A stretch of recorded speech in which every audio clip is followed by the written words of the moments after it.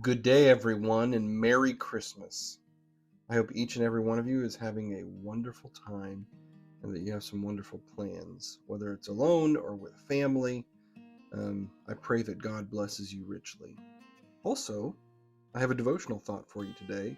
And this devotional thought intermingles history with prophecy.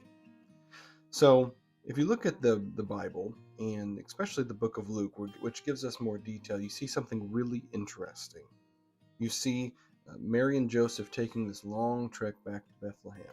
I wanted to remind us here in this Christmas season that Mary and Joseph did not live in Bethlehem. They weren't from there. Joseph, however, his ancestry was tied to Bethlehem.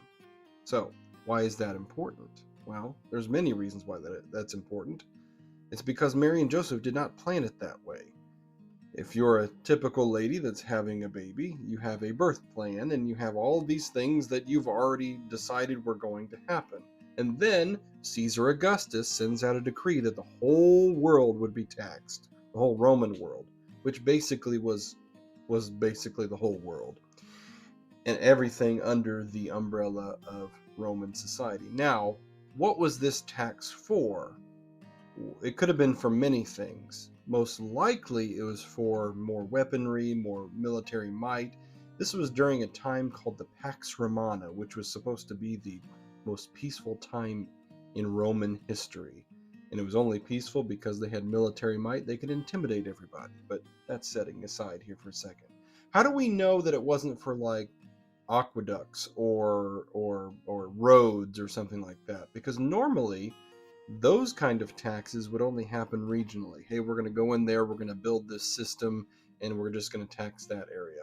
Now, this was probably for military and weaponry, to be more intimidating, to be more powerful, and all of that. Why is this important to understand? Well, the fact was, the prophecy said that the Messiah would be born in Bethlehem, be in the line of David, and it gives all these specifications.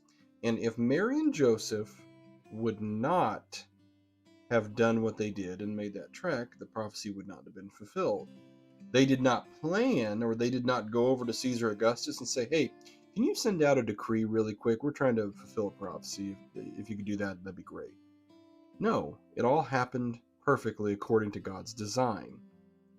So they get to Bethlehem and get in the stable, unaccommodating, horrible, stinky stable. And whenever they finally get settled, she gives birth.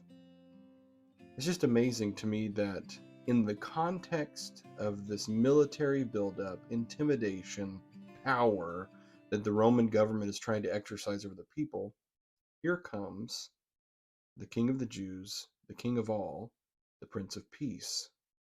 It's an interesting juxtaposition. That's the word of the day, that to think of that this Caesar, who was supposed to be looked at as God on earth, and whatever he said went, we're also seeing in the same story the baby that would be king of the universe. They didn't plan it this way, but God had an amazing design for this whole story and how it would play out. Do you think when we look at a story like that it's quite possible that God understands what you're going through and has a plan for it?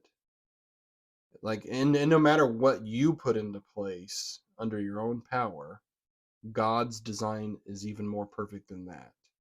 You have your plans, you have your design, you have everything that will make you happy, but in actuality, it's really God's will that we're looking for.